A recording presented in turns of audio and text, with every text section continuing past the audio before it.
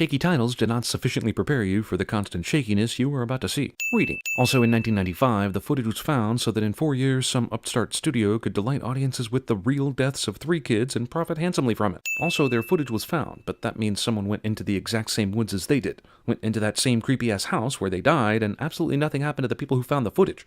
Either that or the Blair Witch sent it out UPS to someone's doorstep, which means it was not so much found as it was mailed. Some essential reading. Book inventory. Hey, it's Mr. Punctuality! Well, he's the one guy who ended up with a decent career after this, so he who arrives last arrives hardest, or something. No one knows I took it, but I got it. People about to shoot a documentary on the Blair Witch thieve a film camera and expect not to get murdered for that shit. Movie decides that motion sickness is not a thing, and decides to include all the movements. We've got so much battery power, we could fuel a small world country for a month. So don't even think about calling us out when the cameras last for 5 days while being on constantly. Oh, well, I'm calling you out. You see what I did there? No one will be seated during the gang goes to get groceries scene. Also, every grocery store in the world would have kicked these assholes out for using a camera in their store. Mononucleosis. Heather really fancied herself the Michael Moore of urban legend documentaries. There are an unusually high number of children laid to rest here, most of whom passed in the 1940s. Yet no one in the town seems to recall anything unusual about this time. So far, you talked to one girl, and she clearly wasn't around during that time. Right after this, all you find are people who want to talk about it. So what the hell are you talking about? But also, I saw a documentary on the Discovery Channel or somewhere. Really? People making a documentary on the Blair Witch have somehow not seen this documentary. The fall or the winter 1940, some of the young kids started to disappear. But only 1940, because witches only need to feed every 70 years due to extremely low metabolism rates. This kid is a dick to his mom's face. Finally, one day, old Mr. Parr come down into the market and said, "I'm finally finished." The police finally went up on the mountain. Police decided to investigate a mountain due to a crazy old man saying shit with absolutely no context. Right. She opened up her shop. The Blair Witch, in addition to being an awful murderer, is also an avid flasher. So you measured for meters? What? We're not in Europe. The metric system. It also has our system. Our system. So there's 2 beds, 2 guys, 1 girl.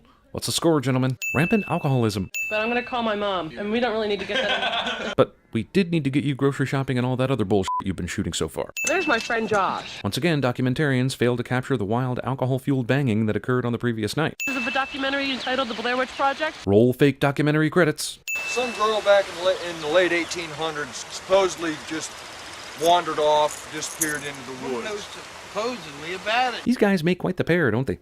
It's like the living embodiment of the odd couple smashed together with a river runs through it. Also, the townspeople's continued candidness about the Blair Witch fucks up Heather's cemetery monologue pretty hard. As Heather shot the car with the water bottle still on top of it, she got this weird feeling that she was never going to see this car with the water bottle still on top of it ever again. It's why she shot it so dramatically, and for so long. I see a dirty behind. Not dirty enough for me. Documentary footage of reading a book aloud.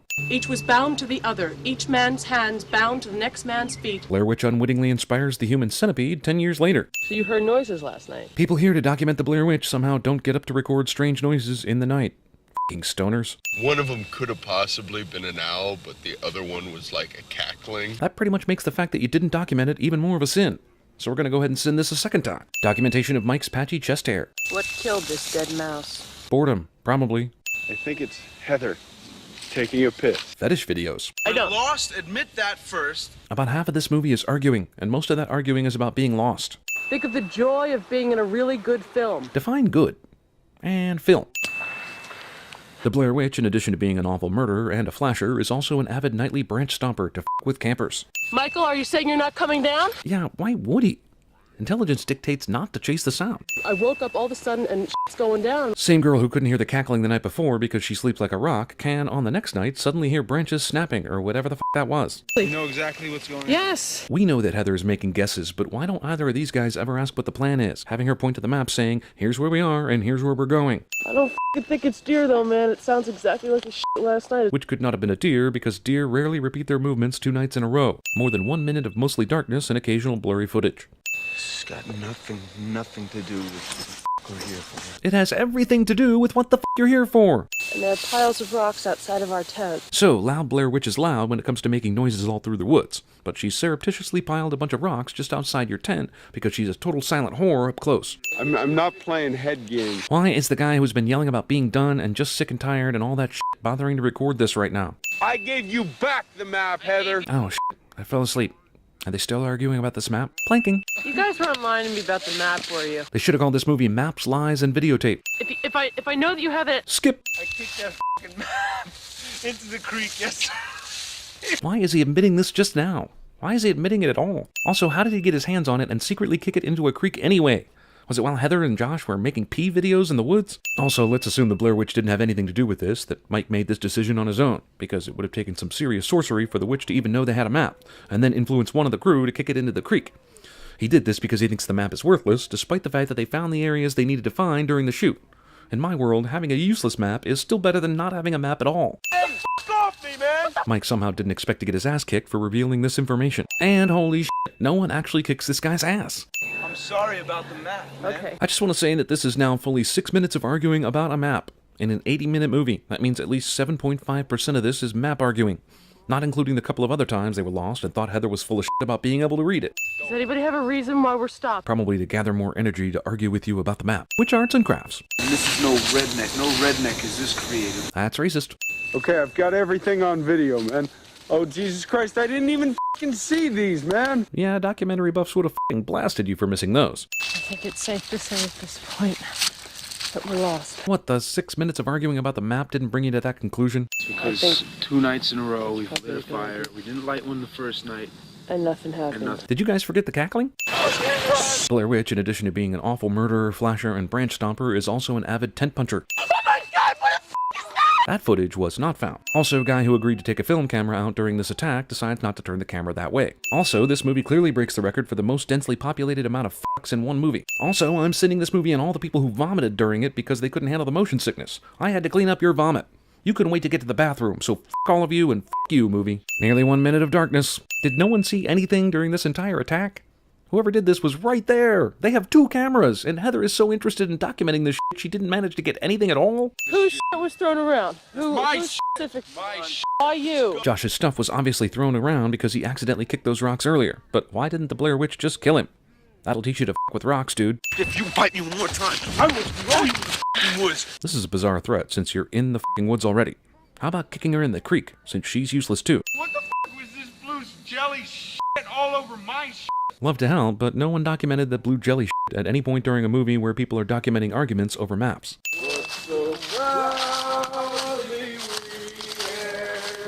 The Star Spangled Banner. Oh, that's the tree we crossed. That tree is down. That's the same one. Blair Witch would really like these assholes to leave the woods, but decides to trick their sense of direction into going back to the exact same places.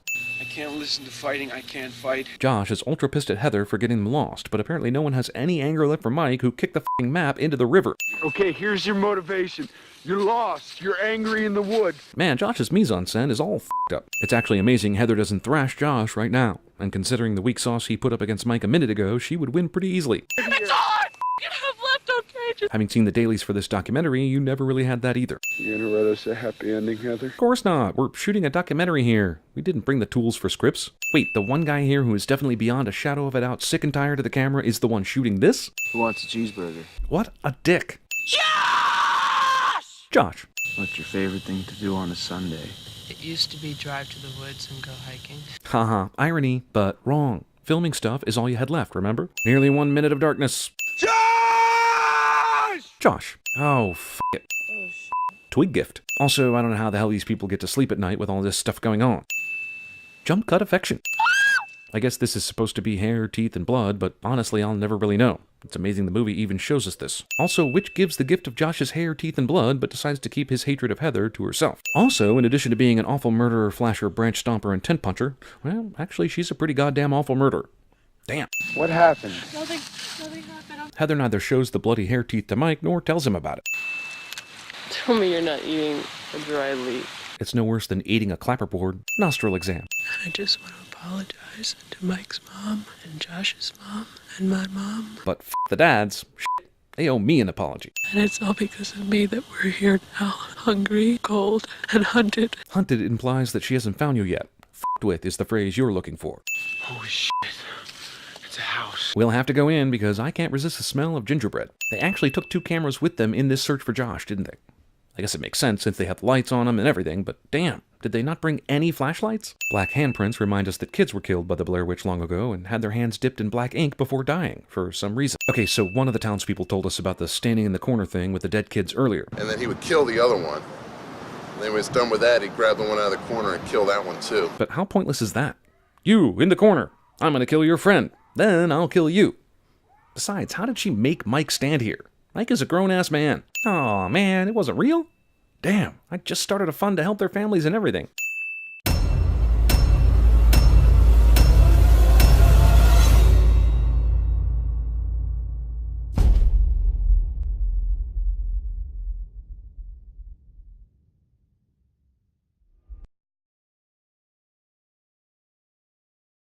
I'm not playing head games.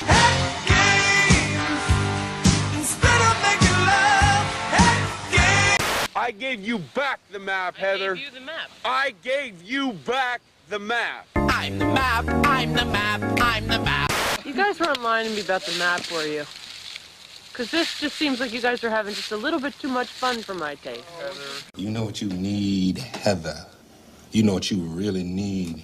You need a good stiff dick that'll shut that mouth. Luke! Oh! So we're taping people talking about it. No, thank you. I barely even know Rob. I'm just coming to say hi to Lily, so it's a little weird letting it on everything. Okay, cool. Josh! Say Josh! Again. Say Josh! Again. I dare you. I double dare you, motherfucker. Say Josh! One more goddamn time. Josh! Nobody puts baby in a corner. Marshmallow. Here I go. Drink! Drink! Lorraine, what are you doing? I swiped it from the old lady's liquor cabinet. Yeah, well... you smoke too?